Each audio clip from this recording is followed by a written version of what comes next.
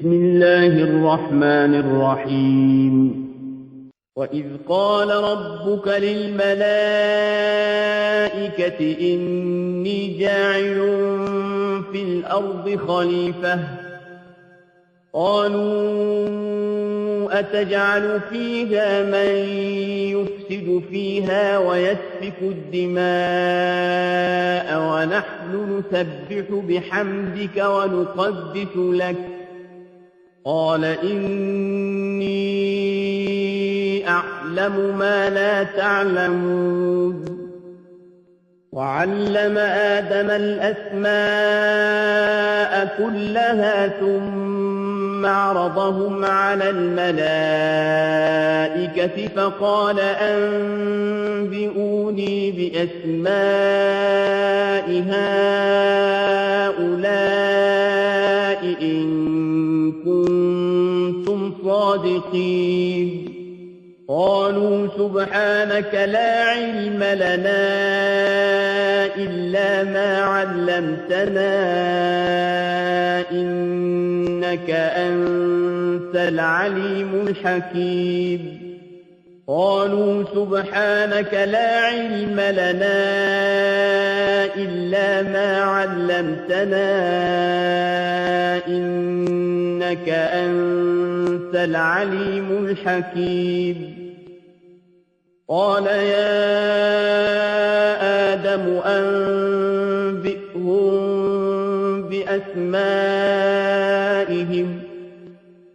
فلما أنبأهم بأسمائهم قال ألم أقل لكم إني أعلم غيب السماوات والأرض وأعلم ما تبدون وما كنتم تكتمون الحمد لله رب العالمين والصلاة والسلام على محمد الأمين اعوذ باللہ من الشیطان الرجیم بسم اللہ الرحمن الرحیم خواتین و حضرات، یہ سورہ بقرہ کی آیت 30 ہے جس سے ہم درس کی ابتدا کر رہے ہیں۔ اس سے پیچھے یہ بات بیان ہو رہی تھی کہ لوگ اتنی بڑی حقیقت کے منکر کس طرح ہوتے ہیں کہ ان کو ایک پروردگار نے بنایا ہے، اس پروردگار نے ان کو ہی نہیں ان کے پہلوں کو بھی بنایا ہے، وہی ان کے لیے پروردگاری اور ربوبیت کا سامان کر رہا ہے، زمین و آسمان کی ساری عظمتیں اس کی گواہی دے رہی ہیں، تو آخر کیا وجہ ہے کہ لوگ اس کا انکار کر دیتے ہیں؟ تو پہلے اس بات پر دلائل دیے کہ قیامت جس کی خبر دی جا رہی ہے وہ کوئی ایسی محال اور مستبد چیز نہیں ہے۔ جس پروردگار نے یہ دنیا ایک مرتبہ بنائی ہے وہ جب چاہے گا اس کو دوبارہ اٹھا کھڑا کرے گا۔ اگر تم ایک مرتبہ کے بننے کو مانتے ہو تو کوئی وجہ نہیں ہے کہ دوسری مرتبہ بننے کا انکار کر دو۔ پھر یہ بتایا کہ اس کی ضرورت بھی ہے، اگر ایسا نہ ہو تو اللہ تعالیٰ کے علم، قدرت اور حکمت سب کی نفی ہو جاتی، پھر اس دنیا کی کوئی توجیہ کرنا ممکن نہیں رہتا، پھر اس کے خالق کے بارے میں آدمی کو اچھی رائے نہیں قائم کر سکتا۔ اگر وہ اس کے خالق کو حکیم مانتا ہے، اس کے خالق کو انصاف کرنے والا مانتا ہے، تو ناگزیر ہے کہ قیامت پر ایمان لایا جائے۔ یہ پس منظر ہے جس میں پھر یہ سوال اٹھا ہے کہ کیا ایسا تو نہیں ہے کہ یہ لوگ اللہ تعالیٰ نے جو دنیا میں اپنی اسکیم برپا کی ہے اس کو سمجھنے میں غلطی کھا رہے ہیں؟ چنانچہ اس سے پھر ایک التفات ہوا ہے اس واقعے کی طرف جس میں اللہ تعالیٰ نے یہ بات واضح فرمائی ہے کہ اس دنیا کو بناتے وقت ہمارے پیش نظر کیا چیز تھی، وہ کیا اسکیم ہے جس پر یہ بنی ہے، اور اگر یہ اس اسکیم کو سمجھنا چاہتے ہیں تو بصیرت کی نگاہ سے اس واقعے کا مطالعہ کریں جو اس کی تخلیق کے موقع پر پیش آیا تھا۔ تو ارشاد فرمایا کہ وَإِذْ قَالَ رَبُّكَ لِلْمَلَائِكَةِ إِنِّي جَاعِلٌ فِي الْأَرْضِ خَلِيفَةً، یعنی اس دنیا کی اسکیم کو سمجھنے کے لیے وہ واقعہ انہیں سناؤ جب تمہارے پروردگار نے فرشتوں سے کہا میں زمین میں ایک ایسی مخلوق بنانے والا ہوں جسے اقتدار دیا جائے گا۔ خلیفہ کا لفظ عربی زبان میں جانشین کے معنی میں استعمال ہوتا ہے، ایک شخص اگر اپنی جگہ کسی کو کھڑا کر دیتا ہے تو جیسے ہم اردو میں جانشین کا لفظ بولتے ہیں، عربی میں اس کے لیے خلیفہ کا لفظ بولا جا سکتا ہے، اور یہ بہت وسعت کے ساتھ بولا جاتا ہے۔ رسول اللہ صلی اللہ علیہ وسلم کی ایک بڑی مشہور دعا ہے جس میں آدمی جب سفر کے لیے روانہ ہوتا ہے تو اپنے پروردگار سے یہ عرض کرتا ہے کہ اے پروردگار، انت صاحب فی السفر وانت الخلیفۃ فی الاہل، کہ آپ سفر میں میرے ساتھی ہوں گے اور میرے اہل و عیال میں، جبکہ میں گھر بار چھوڑ کر آ رہا ہوں، آپ میرے خلیفہ ہوں گے۔ یعنی اللہ تعالیٰ کے بارے میں یہ لفظ استعمال کیا جاتا ہے۔ تو جو جگہ لے لے، پیچھے نگران ہو جائے، آپ کے معاملات کو دیکھے، اس کے لیے بھی استعمال ہوتا ہے، اور اسی سے ترقی کر کے یہ کسی شخص کے مقرر کردہ نائب کے لیے بھی استعمال ہونے لگ گیا، اور پھر آہستہ آہستہ عربی زبان کے جو عام طریقے ہیں ان کے مطابق یہ جانشینی اور نیابت کے مفہوم سے اوپر اٹھنے لگا، اور چونکہ جانشینی اور نیابت دوسرے کی جگہ آپ کو مالک و مختار بناتی ہے تو اقتدار کے معنی میں استعمال ہونے لگ گیا۔ یہ لفظ میں تغیرات ہوتے رہتے ہیں، اور عربی زبان میں بھی بہت سے الفاظ میں یہ تغیرات ہوتے ہیں۔ اس کی ایک بڑی سادہ مثال لفظ میراث ہے۔ عام طور پر تو یہی سمجھا جاتا ہے کہ کوئی آدمی اپنے پیچھے جو کچھ چھوڑ کے جائے گا اس کو میراث کہیں گے، لیکن یہی لفظ ترقی کرتے کرتے محض ملکیت کے معنوں میں استعمال ہونے لگ گیا۔ عربی زبان میں ہی نہیں بلکہ دنیا کی دوسری زبانوں میں بھی بعض اوقات لفظ اپنے بعض پہلوؤں سے آہستہ آہستہ خالی ہونا شروع ہو جاتا ہے۔ اس کو کہتے ہیں کہ تجرد عن بعض معنی ہے، یعنی لفظ کے معنی جو تھے ان میں سے کچھ معنی آہستہ آہستہ ختم ہونے شروع ہو جاتے ہیں۔ تو قرآن مجید سے یہ معلوم ہوتا ہے کہ اس لفظ کے ساتھ بھی یہی ہوا ہے، چنانچہ یہ نیابت اور جانشینی کے مفہوم سے اوپر اٹھ کر پھر محض صاحب اقتدار کے معنی میں استعمال ہونے لگ گیا۔ اس کی مثال قرآن مجید میں سیدنا داؤد کے بارے میں اللہ تعالیٰ کے حکم میں موجود ہے۔ جب ان کو حکومت ملی تو کہا گیا کہ انا جعلناک فی الارض خلیفہ، ہم نے تمہیں زمین میں اقتدار دے دیے، صاحب اقتدار بنا دیے، بادشاہی دے دی۔ تو آپ یہاں بھی اگر دیکھیں گے تو یہ معلوم ہوگا کہ یہ اصلاً اسی مفہوم میں استعمال ہوا ہے۔ تمہارے پروردگار نے فرشتوں سے کہا میں زمین میں ایک ایسی مخلوق بنانے والا ہوں جسے اقتدار دیا جائے گا۔ اب اس کا کیا مطلب ہے؟ انسان کو یہ کیا چیز ہے جو میسر ہوئی ہے؟ ایک چیز تو ہے خیر و شر میں امتیاز کا شعور، انسان کی یہ بڑی خصوصیت ہے، اس کو یہ چیز حاصل ہوئی ہے، یعنی وہ چیزوں کے بارے میں یہ فیصلہ کرتا ہے کہ ان کے میں حسن کیا ہے، قبح کیا ہے، خیر کیا ہے، شر کیا ہے، برائی کیا ہے، بھلائی کیا ہے۔ ان چیزوں کے بارے میں ایک فطری شعور انسان لے کر آیا ہے، اور یہی اس کا ایک بہت بڑا امتیاز ہے۔ جس چیز نے انسان کو ایک عقلی اور اخلاقی وجود بنایا ہے، وہ اگر غور کیجئے اور اندر اتر کر غور کیجئے تو یہ معلوم ہوگا کہ خیر و شر کا شعور ہے، برائی اور بھلائی کا شعور ہے۔ اچھا، برائی اور بھلائی کا شعور ہونے کے بعد پھر ایک اور چیز کی ضرورت ہے، وہ یہ ہے کہ آپ ان میں سے جس چیز کو چاہیں اختیار کر سکیں۔ یہ صلاحیت بھی ہونی چاہیے، یہ حالات بھی ہونے چاہیے۔ تو انسان کو یہ چیز بھی دی گئی ہے، یعنی وہ چاہتا ہے تو برائی کا طریقہ اختیار کر لیتا ہے، چاہتا ہے بھلائی کا طریقہ اختیار کر لیتا ہے۔ وہ فرشتہ بن کے جینا چاہے تب بھی کوئی رکاوٹ نہیں ہے، وہ شیطان بن کے جینا چاہے تب بھی کوئی رکاوٹ نہیں ہے۔ تو صرف خیر و شر کا شعور ہی انسان کو حاصل نہیں ہے، خیر اور شر میں سے کیا راستہ اختیار کرنا ہے، اس راستے کے ترک و اختیار کی صلاحیت بھی اس کو دی گئی ہے، اور اس کے حالات اور مواقع بھی دیے گئے ہیں۔ پھر یہی نہیں، اس سے آگے ایک اور چیز ہے، اور وہ چیز یہ ہے کہ اس اختیار کے ساتھ یہ پوری کی پوری زمین انسان کی بادشاہی میں دے دی گئی، یعنی وہ اس میں تصرف کرتا ہے۔ بادشاہی کیا چیز ہے؟ حق کے تصرف، اس کے خزانے نکال لیتا ہے، اس کے اندر جس طرح کے چاہے اقدامات کرتا ہے۔ دوسری کوئی مخلوق، اور دنیا میں مخلوقات کی کمی نہیں ہے، درندے ہیں، پرندے ہیں، دوسری بہت سی مخلوقات ہیں، اور قرآن مجید سے تو معلوم ہوتا ہے کہ جنات بھی ہیں، لیکن زمین کی بادشاہی جس مخلوق کو حاصل ہے وہ انسان ہے۔ یہ بادشاہی حق کے تصرف ہے، یعنی آپ کے پاس نیکی اور بدی کے اختیار کرنے کی صلاحیت بھی ہو سکتی ہے، اور وہ آپ اپنے دائرے میں اختیار کریں گے۔ یہ جنات میں بھی ہے، قرآن مجید سے معلوم ہوتا ہے کہ وہ بھی نیکی اور بدی میں سے جو چاہتے ہیں اختیار کر لیتے ہیں، اور اس بنیاد پر ان کا مواخذہ بھی ہوگا۔ لیکن زمین کی بادشاہی انسان کو دی گئی ہے، وہ اس میں تصرف کا اختیار رکھتا ہے، اس زمین کے ساتھ جو معاملہ چاہے ایک خاص حد کے اندر کر سکتا ہے، اور زمین پر کوئی دوسری مخلوق اس کو چیلنج کرنے والی نہیں ہے۔ بلکہ بتدریج وہ ان پر قبضہ حاصل کرتا جا رہا ہے اور قابو پاتا جا رہا ہے، اور پہلے دن سے اس کی یہ صورت ہے. یعنی اس کے قبضہ اور اختیار کی صورتیں آہستہ آہستہ وسعت میں بدل رہی ہیں، لیکن پہلے دن سے یہ معلوم ہے کہ انسان اس زمین کے اوپر حکومت کر رہا ہے. یہ چیز ہے جس کو قرآن مجید نے یہاں بیان کیا ہے کہ جب فرشتوں کے سامنے اللہ تعالیٰ نے یہ بات کہی کہ میں زمین میں ایک ایسی مخلوق بنانے والا ہوں جس کو میں اقتدار دوں گا، جو زمین کی بادشاہ ہوگی، میں زمین کی بادشاہی سونپنے کا فیصلہ کر چکا ہوں. تو انہوں نے جواب میں عرض کیا کہ اتجعل فیہا من یفسد فیہا ویسفک الدماء، کیا آپ اس میں وہ مخلوق بنائیں گے جو وہاں فساد کرے گی اور خون بہائے گی؟ یہ کوئی الہام نہیں ہے. یعنی جب یہ کہا اللہ تعالیٰ نے کہ میں زمین میں ایک ایسی مخلوق بنانے والا ہوں جس کو بادشاہی دوں گا، تو اس کے معنی یہ ہے کہ پھر اس کو حق تصرف حاصل ہوگا، جو وہ چاہے گا کرے گا. اور یہ جو چاہے گا کرے گا یہ کیا چیز ہے؟ یہ قوت بھی ہے، اختیار بھی ہے، اقتدار بھی ہے، اور صاحب نظرہ نشہ قوت ہے خطرناک. تو فرشتوں نے بالکل ایک عقلی نتیجہ ہے جو سامنے رکھ دیا کہ پھر تو زمین میں فساد برپا ہوگا.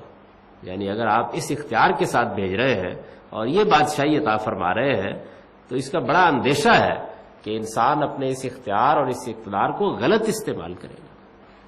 وہ دوسروں کا خون بہائے گا، ان کی آبرو کے درپے ہوگا، ان کے مال کے درپے ہوگا، اس طرح فساد پیدا کرے گا. فساد قرآن مجید میں ایک خاص اصطلاح کے طور پر استعمال ہوتا ہے. انسان دنیا میں بہت سے جرائم کا ارتکاب کرتا ہے، لیکن جب کوئی شخص دوسروں کی جان مال آبرو کے درپے ہو جائے، خواہ وہ اپنے اقتدار کے نشے میں ہو جائے، خواہ اپنی قوت کے نشے میں ہو جائے، خواہ کسی اور وجہ سے ہو جائے، تو قرآن اس کو فساد فی الارض سے تعبیر کرتا ہے. فرشتوں کو بھی یہی خیال ہوا ہے کہ انسان کو جب یہ ساری قوتیں حاصل ہو جائیں گی تو بہت مشکل ہے کہ وہ اپنے آپ کو قاعدے اور کنٹرول میں رکھ سکے. شدید اندیشہ ہے اس بات کا کہ وہ اپنے اقتدار کو غلط استعمال کرے گا اور اس کے نتیجے میں خون بہے گا اور فساد برپا ہوگا.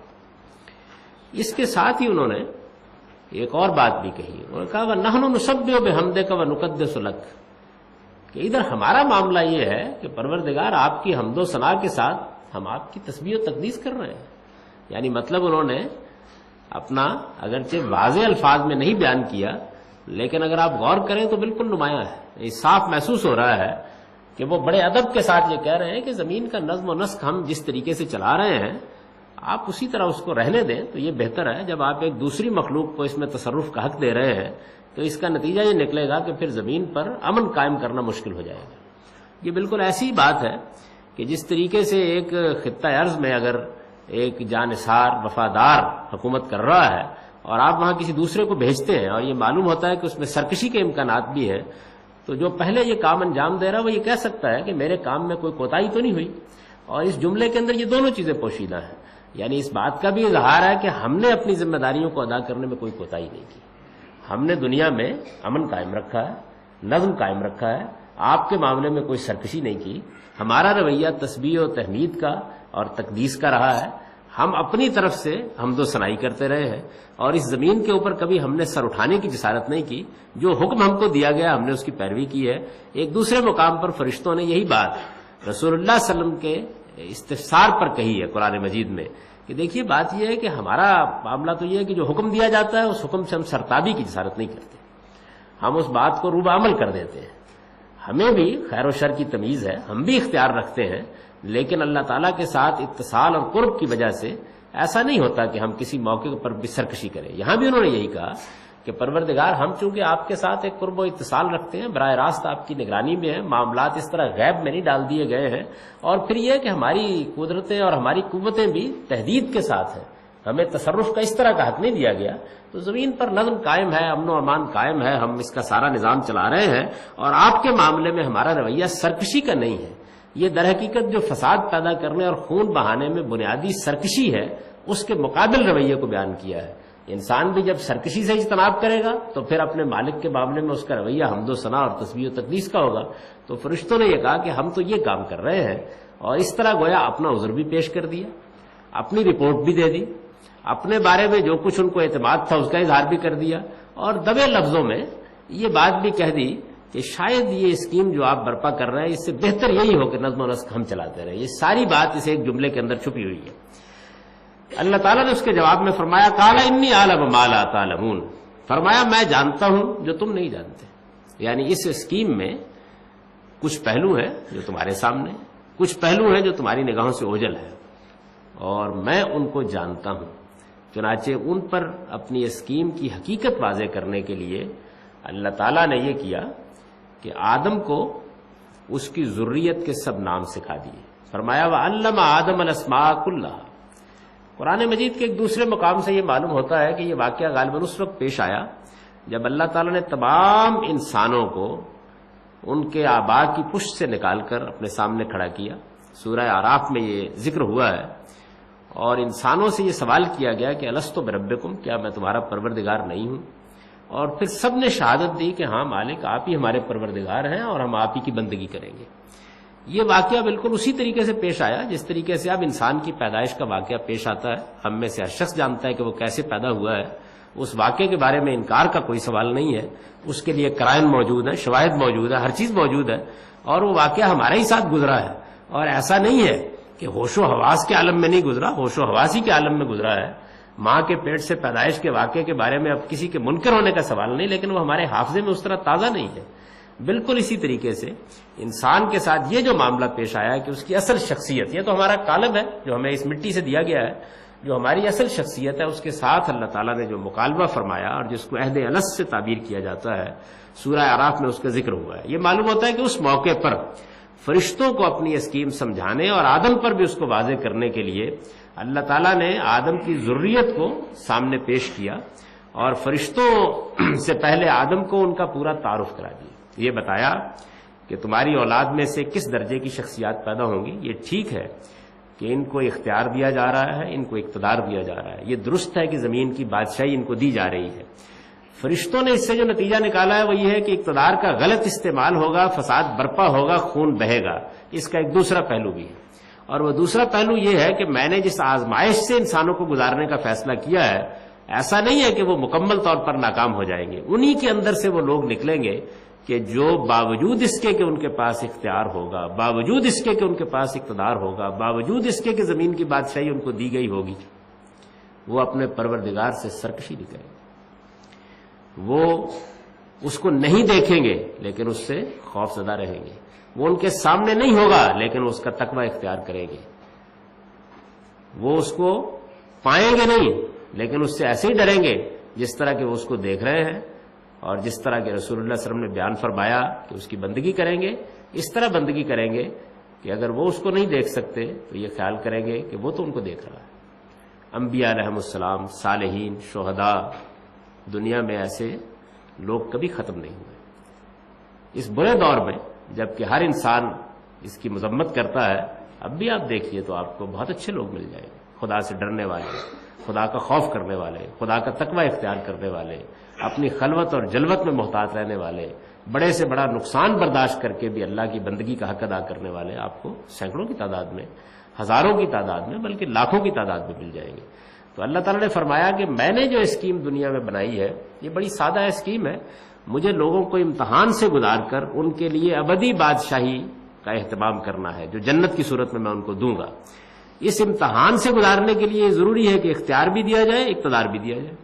وہ اس امتحان سے گزریں گے، اور اس امتحان میں اگر تو صورتحال یہ ہوتی کہ فسادی فساد برپا ہو جاتا، کوئی بھی خیر کا علمبردار نہ بنتا، کوئی صحیح راستے پر نہ آتا، تو تب تو تمہاری بات ٹھیک تھی۔ لیکن امتحان میں ناکامی کے امکان کو بہرحال پیش نظر رکھنا پڑتا ہے، دیکھنا یہ پڑتا ہے کہ اس میں کامیاب کتنے ہوں گے، تو فرمایا کہ کم نہیں ہوں گے۔ چنانچہ ان لوگوں کو پیش کر دیا اور فرمایا کہ ان کا تعارف آدم کو کرا دیا، وَعَلَّمَ آدَمَ الْأَسْمَاءَ كُلَّهَا، ان سب کا تعارف کرا دیا، ان کے نام بتائے، کہا کہ یہ موسیٰ ہے، یہ عیسیٰ ہے، یہ محمد عربی صلی اللہ علیہ وسلم ہے، یہ ابوبکر ہے، یہ عمر ہے، یہ یوشع ہے، یہ کلاب ہے، غرض کے جتنے بھی جلیل القدر لوگ تھے ان سب کو پیش کیا۔ فرمایا ثم عرضهم علی الملائکہ، اس کے بعد ان تمام شخصیات کو ملائکہ کے سامنے بھی پیش کر دیا۔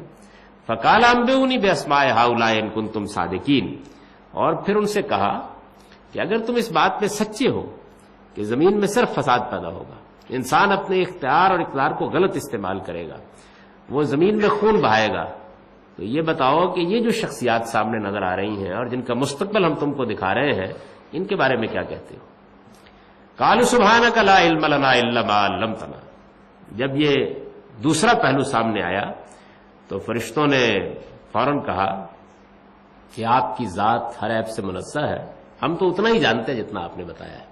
یعنی گویا انہوں نے فوراً عجز کا اعتراف کیا اور یہ کہا کہ اسکیم کے اس پہلو پر ہماری نگاہ نہیں تھی، ہم نے اس کے منفی پہلو کو دیکھا، اس کا مثبت پہلو ہماری نگاہوں میں نہیں تھا، اب آپ نے بتایا ہے تو یہ ہمارے علم میں آ گیا ہے. اور فرمایا انک انت العلیم الحکیم، یعنی انہوں نے عرض کیا آپ کی ذات ہر عیب سے منزہ ہے، ہم تو اتنا ہی جانتے ہیں جتنا آپ نے بتایا ہے، علیم و حکیم تو اصل میں آپ ہی ہے، یعنی سارا علم ساری حکمت آپ ہی کے پاس ہے. نہایت ادب کے ساتھ انہوں نے نہ صرف یہ کچھ تنبیہ کو قبول کیا بلکہ صحیح بات کا اعتراف کیا اور فوراً صرف گندہ ہو گئے. جب انہوں نے یہ بات کہی تو پروردگار نے فرمایا قالا یا آدم انبئہم باسمائہم، کہ آدم اب ذرا آپ ان کو تعارف کرائیے اور بتائیے کہ کس درجے کی شخصیات، کیسے اعلیٰ لوگ، کیسے بے نظیر لوگ اس امتحان میں کامیاب ہوں گے، اس اسکیم کا نتیجہ کیسا غیر معمولی نکلنے والا ہے. اللہ تعالیٰ کی جنت کو آباد کرنے کے لیے اس امتحان سے گزر کر کتنے لوگ اپنے آپ کو اس برتر مقام پر لے جائیں گے کہ جس کا کوئی آدمی اندازہ نہیں کر سکتا. تو فرمایا کہ ان کو تعارف کراؤ. پھر جب انہوں نے تعارف کرا دیا فلما انباہم باسمائہم قال الم اقل لکم انی اعلم غیب السماوات والارض واعلم ما تبدون وما کنتم تکتمون، تو فرمایا کہ میں نے تم سے کہا نہیں تھا کہ آسمانوں اور زمین کے بھید میں ہی جانتا ہوں، اور میں جانتا ہوں جو کچھ تم ظاہر کر رہے تھے اور جو تم چھپا رہے تھے. یعنی فرشتوں کو بھی کہا کہ یہ مجھ پر واضح تھا کہ تم نے جو بات کہی ہے زبان سے کہی ہے وہ کیا ہے، اور در حقیقت تمہارے دل میں کیا بات تھی. یعنی دل میں وہ بات تھی جس کا میں پہلے ذکر کر چکا ہوں کہ زمین کا نظم و نسق ہمارے ہی ہاتھ میں رہے تو اچھا ہے. لیکن ادب کے تقاضے سے انہوں نے یہ بات الفاظ میں نہیں کہی بلکہ اپنا عذر پیش کر دیا، اپنا تعارف کرا دیا، اپنی ذمہ داریوں کے بارے میں بتا دیا، اپنے بارے میں یہ اللہ پروردگار عالم کے حضور میں عرض کر دیا کہ ہماری طرف سے کوئی کوتاہی نہیں ہوئی. گویا اس کے اندر چھپی ہوئی جو بات تھی وہ خدا نے جان لی، اگرچہ فرشتوں نے اس کو زبان سے نہیں کہا تھا. تو فرمایا کہ وَعَلَمُ مَا تُبْدُونَ وَمَا كُنتُمْ تَكْتُمُونَ، یعنی جو کچھ تم ظاہر کر رہے تھے میں اس سے بھی واقف تھا، اور جس چیز کو چھپا رہے تھے میں اس سے بھی واقف تھا. چنانچہ تمہارے پورے سوال کا جواب میں نے دے دیا.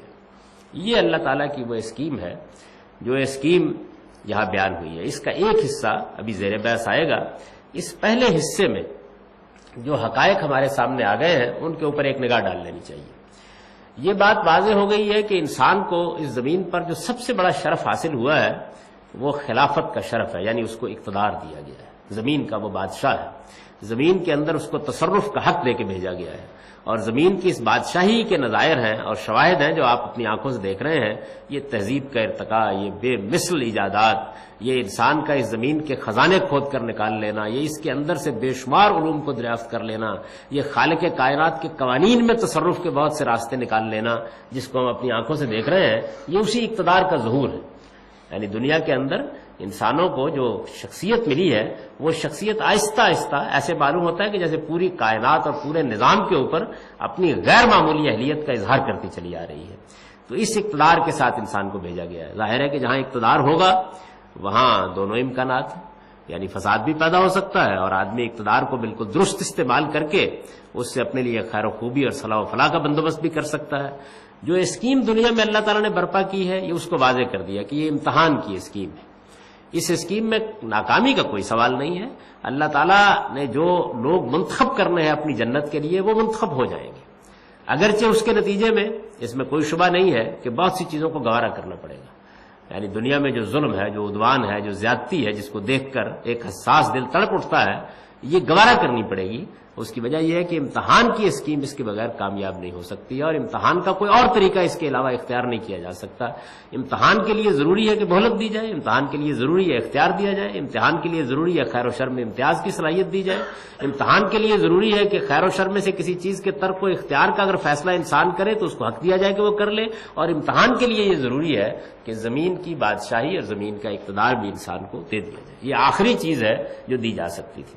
تو اس سے یہ بات واضح ہو گئی کہ اللہ تعالیٰ نے انسان کو کس وجہ سے اس دنیا کے اندر بھیجا ہے. یہ بات واضح فرمائی. سب سے بڑی جو چیز انسان کے لیے مظنہ بنتی ہے گمراہی کا وہ یہی ہے کہ دنیا چونکہ انصاف کے اصول پر نہیں بنائی گئی، عدل کے اصول پر نہیں بنائی گئی، تو ایک حساس انسان جب دنیا کا مطالعہ کرتا ہے تو بعض اوقات یہی چیز بہت سے لوگوں کو منکر بنانے کا باعث بن جاتی ہے. تو یہ سمجھایا کہ اس دنیا کے اندر انسان کو اگر آزمائش کے لیے، امتحان کے لیے بھیجا گیا ہے تو یہ اقتدار، یہ اختیار ضروری تھا. اور اس امتحان میں اس بات کو گوارا کرنا بھی ناگزیر تھا کہ کچھ لوگ ناکام ہو، اور ناکامی یہی ہوگی کہ فساد پیدا ہوگا اور ظلم ہوگا اور عدوان ہوگا اور زیادتی ہوگی. اس کو خدا نے گوارا کیا، لیکن کیوں گوارا کیا؟ اس کا وہ نتیجہ نکلنے والا ہے کہ انسان اپنے استحقاق کی بنیاد پر خدا کی ابدی بادشاہی کا مستحق ہوگا، اور جتنے انسان اس کے مستحق ہوں گے وہ کم نہیں ہوں گے. چنانچہ ان کا تعارف ازل ہی میں کرا کے یہ بتا دیا گیا، اور فرشتوں کو بھی یہ سمجھا دیا گیا کہ یہ دیکھو کہ کیا غیر معمولی نتیجہ نکلنے والا ہے. یعنی تم تو براہ راست میری نگرانی میں ہو، میرے ساتھ قرب و اتصال رکھتے ہو، اور اس کے بعد میری تسبیح کرتے اور تقدیس کرتے ہو، لیکن وہ بھی ہوں گے کہ جو ان ساری چیزوں سے محروم کر دیے جائیں گے اور دنیا کے اس امتحان میں ڈال دیے جائیں گے اور غیاب میں رہیں گے، اور ان کے سامنے یہ حقائق نہیں ہوں گے اور وہ میری بادشاہی کو براہ راست نہیں دیکھیں گے، لیکن اس سب کچھ کے باوجود وہ میرے لیے حمد بھی کریں گے، ثنا بھی کریں گے، اور تسبیح و تقدیس بھی کریں گے، اور میری بندگی کا حق بھی ادا کریں گے، اور میری اطاعت کا حق بھی ادا کریں گے. تو ان لوگوں کو سامنے لا کر گویا اللہ تعالیٰ نے اپنی اسکیم کے اس پہلو کو نمایاں کیا جو جنت کے بنانے کا باعث بنی ہے اور اس دنیا کو امتحان کے لیے سرجنے کا باعث بنی ہے. یہ ایک بات ہے جو واضح فرمائی. دوسری بات جو واضح فرمائی وہ یہ کہ جس وقت فرشتوں کے سامنے غلطی واضح ہوئی تو انہوں نے اس کا اعتراف کرنے میں ایک لمحے کا توقف بھی نہیں کیا. یعنی بالکل واضح طور پر یہ مان لیا کہ ہاں حق پسند آدمی کا یہی کام ہے. سوال پیدا ہوتا ہے اس کے ذہن میں، اشکال اس کے ذہن میں آتا ہے، لیکن جب بات واضح کر دی جائے تو پھر وہ فوری طور پر اس کے سامنے سرفگندہ ہو جاتا ہے. یہی کام انہوں نے کیا، اور اس طریقے سے گویا یہ بھی بتا دیا گیا کہ انسان کے ذہن میں سوال پیدا ہونے، اشکال پیدا ہونے کا معاملہ ایسا نہیں ہے کہ جو قابل مواخذہ ہو. اور یہ بتا دیا کہ اگر سوال واقعتاً ٹھیک جگہ سے پیدا ہوا ہے تو اللہ تعالیٰ اس طرح بندے کو مطمئن کرتے ہیں. یہی چیز اس سورہ میں آگے چل کر روزوں کی آیات میں زیر بحث آئے گی. یہاں یہ فرمایا ہے کہ اگر سوال صحیح ہے اور وقت پر آیا ہے اور درست ہے اور حقیقت میں موجود ہے تو پروردگار پھر اس کا کیسے جواب دیتے ہیں اور کیسے اپنے بندوں کو مطمئن کرتے ہیں. تو ایسے ہی انہوں نے اپنے بندوں کو مطمئن کیا اور یہ بتایا کہ یہ ہے وہ چیز. پھر پروردگار کا مزاج بھی اس سے معلوم ہوتا ہے کہ وہ یہ نہیں ہے کہ ڈانٹ کر بٹھا دیا جائے، بلکہ اس کے اندر نہ صرف یہ کہ ایک بات کو پیش کرنا ہے بلکہ اعتراض کو سننا ہے اور پھر اس کے اطمینان کے لیے پورا اہتمام کرنا ہے. یہی کام وہ انسانوں کے معاملے میں بھی کرتے ہیں اور یہی قیامت کے دن اپنا آخری فیصلہ سناتے ہوئے بھی کریں گے. تو فرشتوں پر جب یہ بات واضح ہو گئی اس کے بعد انہوں نے ایک سلیم الطبع شخصیت کی حیثیت سے فوراً اس بات کا اعتراف کیا. انہوں نے کہا کہ ہاں واقعتاً پروردگار ہم اتنا ہی جانتے ہیں جتنا آپ نے بتایا ہے، ہمارے اندر علم کا یہ پہلو نمایاں نہیں تھا، یہ نمایاں ہو گیا، اور اب ہماری سمجھ میں آ گئی یہ بات کہ آپ کی پوری اسکیم کیا ہے اور آپ کیوں یہ سارا کا سارا امتحان برپا کر رہے ہیں. میں نے عرض کیا تھا کہ اس کا یہ ایک حصہ ہے، ابھی اس واقعے کا ایک دوسرا پہلو ہے جو آگے زیر بحث آئے گا. اب جس طرح میں نے اس کو منتقل کیا وہ سن لیجئے. ان سے پوچھو ہے پیغمبر کہ یہ منکر کس طرح ہوتے ہیں اور اس دنیا کے بارے میں ہماری اسکیم کو سمجھنے کے لیے وہ واقعہ انہیں سناؤ جب تمہارے پروردگار نے فرشتوں سے کہا میں زمین میں ایک ایسی مخلوق بنانے والا ہوں جسے اقتدار دیا جائے گا. انہوں نے عرض کیا کہ آپ اس میں وہ مخلوق بنائیں گے جو وہاں فساد برپا کرے گی اور خون بہائے گی، اور ادھر ہمارا معاملہ یہ ہے کہ آپ کی حمد و ثنا کے ساتھ ہم آپ کی تسبیح و تقدیس کر رہے ہیں. فرمایا میں جانتا ہوں جو تم نہیں جانتے، اور انہیں سمجھانے کے لیے آدم کو سب نام سکھا دیے. پھر جن کے نام سکھائے ان ہستیوں کو فرشتوں کے سامنے پیش کیا. پھر فرمایا مجھے ان لوگوں کے نام بتاؤ اگر تم اپنے اس خیال میں سچے ہو. انہوں نے عرض کیا آپ کی ذات ہے عیب سے منزہ ہے، ہم تو اتنا ہی جانتے ہیں جتنا آپ نے بتایا ہے، علیم و حکیم تو اصل میں آپ ہی ہیں. فرمایا آدم تم ان ہستیوں کے نام انہیں بتاؤ. پھر جب اس نے ان کا تعارف انہیں کرا دیا تو فرمایا میں نے تم سے کہا نہ تھا کہ آسمانوں اور زمین کے بید میں ہی جانتا ہوں، اور میں جانتا ہوں جو کچھ تم ظاہر کر رہے تھے اور جو تم چھپا رہے تھے. اقول قولی ھذا واستغفر اللہ لی ولکم.